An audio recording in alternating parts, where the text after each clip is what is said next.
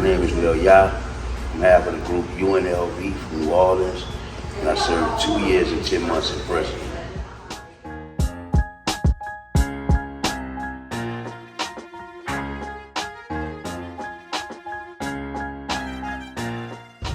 My first time getting on the block was with a $20 slab.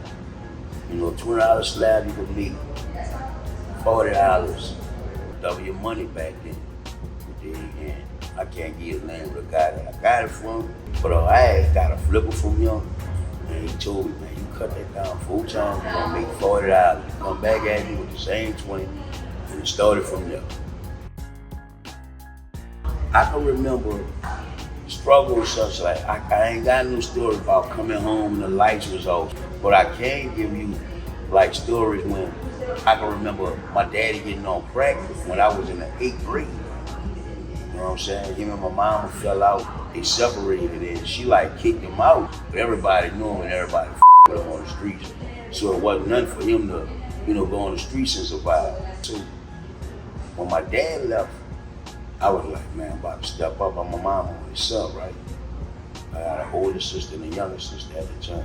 So I went to getting like little hustle jobs. Like I would go to Superdome when I hear about the same thing. We were 13, 12 years old. And we were going there to like sell popcorn and shit like that to get enough money to buy the stuff that we wanted instead of asking moms to buy it. But when I turned to the streets, it was because I wanted bigger things that I didn't want to ask my mom for, and I couldn't accumulate enough money to actually get it. That's what made me turn, to the block. I was fascinated by the life. And by me being stuck in the shit, I came a part of it. Like I said, we tried working and shit, and that shit wasn't working for us, you know what I'm saying? And everybody, we looking at these little young niggas, first of all, that we like was going to school with St. Thomas Project, especially, you know what I'm saying? Them little niggas come to school, fly, we know they hustling, we know, we dressing just like them, but we ain't hustling at the time. But you know what I'm saying? It's time to step it up, fellas. So we put our mind together, man. Let's go get it on the block. When I turned to the block, my daddy out there, he seeing what's happening. And he set me down. He told me, look, dude, you out here doing, I can't stop you. You 17 now.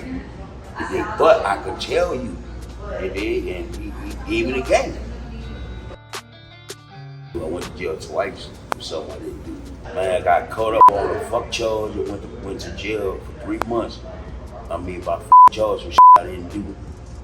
Went to jail for armed robbery charge. They say I robbed Pat Swilling, a famous football player in New Orleans, only because I was not too far from his house. I was with a woman and, high class shit, and I had jewelry down. I was with cash money at the time, and they stereotyped me point blank, you know what I'm saying? So when I went to jail for that bullshit, I ended up meeting a long-time friend back in that. He tells me about heroin and about how much money that shit brings in. And the sound of me is like it's tripling what coke doing. That was how I got in the dope game. It was fun. It really was a high. I knew where the road ended from the jump. My daddy told me that. I saw him do it all my life. The reason I thought about getting out of the game because I felt I had something to live for. My daughter was born, and I was like, I still gotta do what I gotta do to prepare a better life for her, but I won't be here. Fuck with nothing no more, by the grace of God. That was one of my prayers, that I never had to hustle no more. Sometimes you gotta do what you gotta do to get where you gotta get. So I'm never like on nobody on the block doing what they do. But my thing is, if you do what you gotta do, always remember, all this is temporary, man.